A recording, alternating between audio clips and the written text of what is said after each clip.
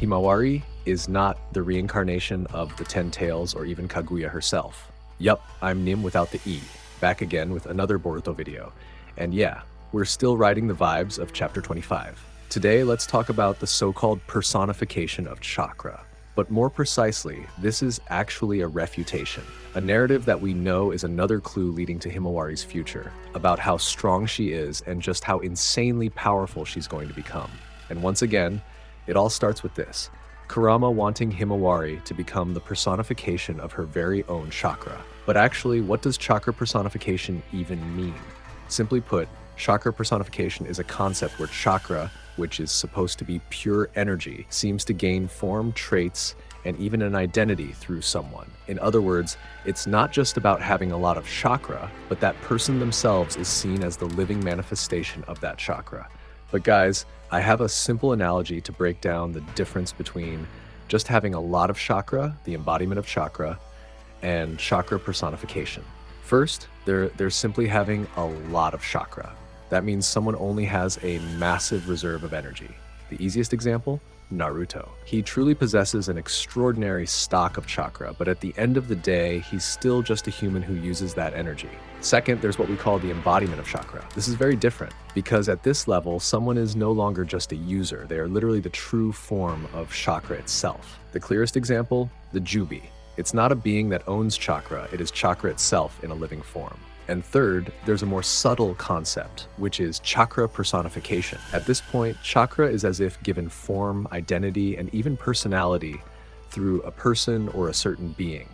Just look at Biju or the divine tree humans. In essence, they're nothing more than masses of chakra, but through personification, they become creatures with names, faces, and their own distinct personalities. Now, if this concept is applied to Himawari, then the question becomes quite simple. Is she truly an embodiment, the original manifestation of chakra, or is she merely a personification, a living face of the chakra balance she inherited from Naruto's bloodline? For this case, I won't make a one-sided claim that this is legit. But if you guys have a different perspective, I'd be more than happy to hear it. So yeah, does this theory actually sound reasonable? And honestly, we can't deny that this comes from actual facts about Himawari and Kurama themselves. It may sound crazy, but if we break it down carefully, there's actually a reason why this theory makes sense. First, Himawari's Byakugan. Since childhood, Himawari has shown pure Byakugan without having to be trained first. If we compare, some Hyuga descendants, like Hinata as her mother, only truly mastered the Byakugan after going through a really intense training process. This fact leads many people to believe that Himawari's Byakugan is different and more authentic. And of course, there are those who consider it a direct reflection of Kaguya, who also possessed the Byakugan.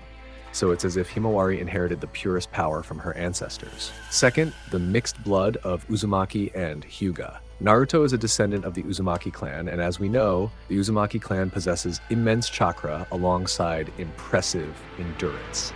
Is that correct? Meanwhile, Hinata comes from the Hyuga clan, a direct descendant of Hamura Otsutsuki, Hagoromo's brother. So even though this can't be used as a reference, at least two of the strongest bloodlines flow through Himawari's body: the chakra stamina of the Uzumaki and the power of the Byakugan from the Hyuga. And one thing is certain, fans argue that this combination is what makes Himawari the perfect vessel, even on par with the Jubi itself. Yeah, even though I don't fully believe that Himawari is entirely a vessel. Third, an iconic moment of Himawari when she was still a child that I'm sure we all won't forget. A very ironic tragedy when Naruto was about to realize his dream of being appointed as Hokage. Yeah, everyone must remember the incident when Himawari knocked Naruto unconscious at home with a single punch. For some people, it was a funny moment. But according to this theory, it was proof that since childhood, Himawari already had abnormal powers, as if there was something dwelling inside her. And maybe this will sound crazy, but of course, many people associate it with Kaguya's potential or the hidden power of the Jubi. But the most important point is the fourth one: Kurama's dialogue in chapter 25. Kurama, who is training Himawari's abilities within her soul, wants Himawari to think about or focus on how she can become the personification of chakra in human form itself. Well, these words are the main fuel for fan theories. Since Jubi is known as the source of chakra, some immediately conclude, if Himawari is the embodiment of chakra, doesn't that mean she can become Jubi herself? Some even take it further. If Kaguya was the first to bring chakra to Earth, then Himawari could be her reincarnation. Fourth, I know this is also the biggest reason, and as we know, Naruto is the only shinobi who has ever united all the Biju within himself.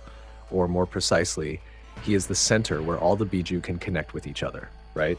That harmony may have left a mark on his descendants. One of them is Himawari, Naruto's daughter, who has unique genetic potential, an Uzumaki body with great chakra capacity, plus Hyuga blood.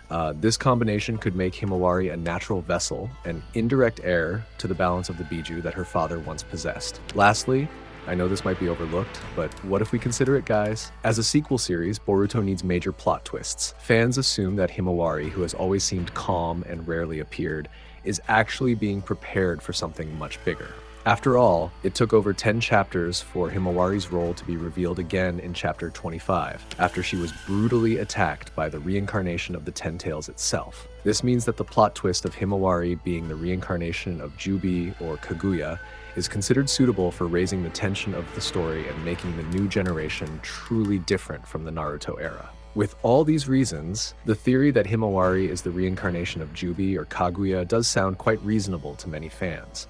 Is that right? However, for some reason, after looking at and considering several other aspects, I found another clue that makes this difficult to accept. What I mean is, it's not as simple as calling Himawari the reincarnation of the Ten Tails or even Kaguya herself. First, Kaguya's origins. Kaguya is not an ordinary human. She is an alien from the Otsutsuki clan who came to Earth thousands of years ago. Is that right? And in the world of Naruto, the concept of reincarnation has a clear pattern. Indra and Ashura, who then descend into Hashirama and Madara, and also Naruto and Sasuke. This means all of these reincarnations are always explained logically within a single human lineage. Meanwhile, Himawari has never once been mentioned as having a direct connection to Kaguya or anything like that.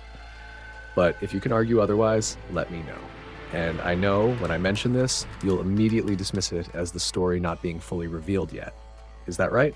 But let's consider something else, guys. Second, regarding the Byakugan. It is true that Himawari has pure Byakugan, but let's think logically. If having a Byakugan automatically meant being Kaguya's reincarnation, then the entire Hyuga clan should also qualify, right? But in reality, throughout hundreds of years of the Hyuga's existence, not a single member has ever been considered Kaguya's incarnation.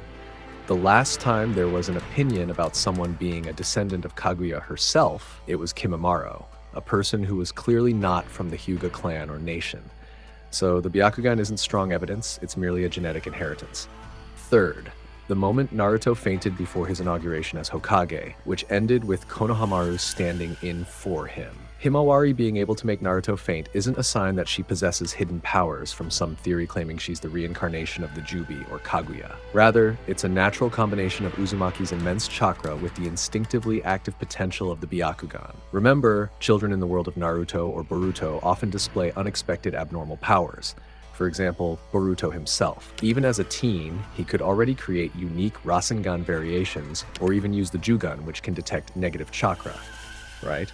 So this incident is more accurately described as a natural awakening, not proof of reincarnation. But I do agree, it was more of an accident hitting a weak spot. Fourth, Kurama's statement in chapter 25. Kurama did say that he wants Himawari to become the personification of chakra itself in human form. But it seems that personification of chakra only means she has great potential to become a bridge between humans and chakra. Not that she is actually the reincarnation of the Jubi or anything like that. Fifth, regarding Naruto's own descendants. Even though Naruto once united all the Biju, or connected the centers of all the Biju, it doesn't mean that his daughter will automatically inherit the same thing. Descendants only carry potential, not complete power. In fact, Himawari is currently only connected to Kurama, not all the Biju. And of course, I know this can't be used as a complete justification since the story hasn't progressed far enough. However, rationally speaking, this is better seen as symbolic rather than literal. Finally, the context of the Boruto story. The main focus of the Boruto manga is the battle of the new generation, especially Boruto, Kawaki, and their conflict with the Otsutsuki. Himawari may get the spotlight, but not to the point of shifting the core of the story by making her the final boss. Although this is ironic and there is no concrete evidence yet, do you fully agree that Himawari will end up becoming a villain? Then, what is her motive and what is her goal? But one thing is certain, whatever her existence may be, no one can absolutely determine that Himawari will end up that way. Right or wrong, at least some evidence will be the final conclusion.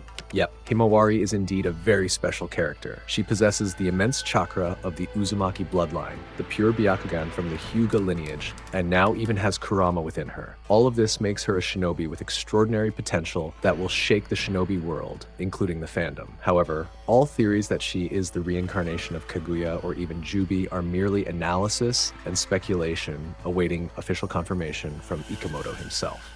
So, while this theory sounds cool and dramatic, it's ultimately better described as fan headcanon. And if I may offer one conclusion, Himawari develops her own strength, becoming a powerful shinobi and playing a crucial role in the new generation, without being forced into becoming a chakra god or Kaguya's incarnation. Once again, any theories and speculations are fine, but let's discuss them in the comments. Thank you for watching, liking, and subscribing. I'm Nim without the E. See you in the next video. Bye bye, Dada Bio.